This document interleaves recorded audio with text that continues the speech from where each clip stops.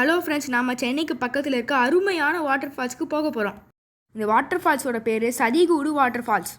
நாகலாபுரத்துக்கிட்ட இருக்க இந்த water falls சென்னையிலேருந்து வெறும் 90 கிலோமீட்டர் தான். நாகலாபுரம் பக்கத்தில் இருக்கனால எல்லாரும் இது நாகலாபுரம் வாட்டர் ஃபால்ஸ்னு தப்பாக சொல்லுவாங்க.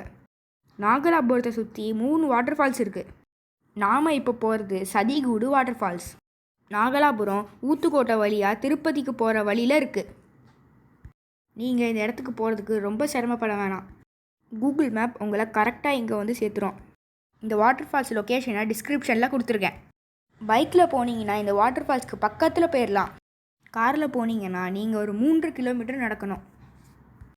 நல்லா கிரவுண்ட் கிளியரன்ஸ் இருக்க காரு கொஞ்சம் உள்ளே போகும். நீங்கள் போகிற வழியில் ரைட் சைடில் இந்த செக் டேம் வரும்.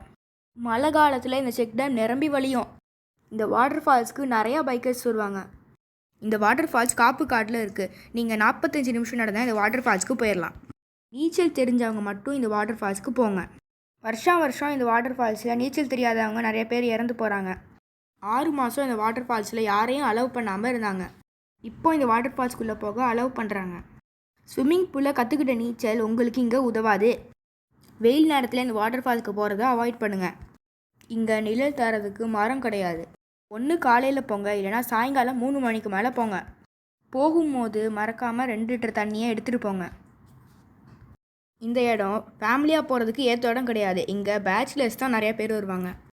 ஃபேமிலியாக போனால் வீக் டேஸில் போங்க. பக்கத்தில் இருக்க கிராமத்துலேருந்து யாரையாவது துணைக்கு கூப்பிட்டு போங்க. நாங்கள் போகிற நேரத்தில் வாட்டர் ஃபால்ஸ் கிட்ட ஒரே பைக்காக தான் நின்றுச்சு. நீங்கள் 20 மீட்டர் நீந்தினா தான் வாட்டர் ஃபால்ஸ் பக்கத்தில் போக முடியும். வாட்டர் ஃபால்ஸ் விழுற இடத்துல 40 அடி ஆழம். உங்களால் அங்கே நின்றுட்டு குளிக்க முடியாது.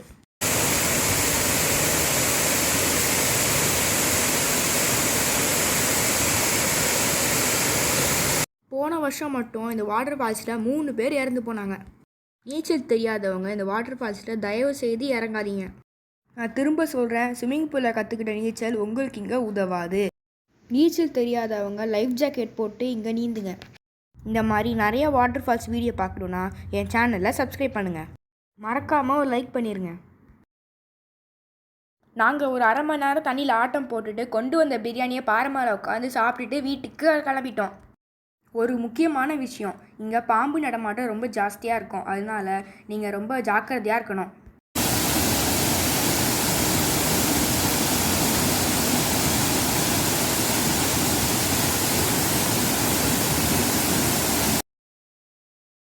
உங்களுக்கு இந்த வீடியோ ரொம்ப பிடிச்சிருக்கோன்னு நினைக்கிறேன். உங்களை அடுத்த வீடியோவில் சந்திக்கிறேன்.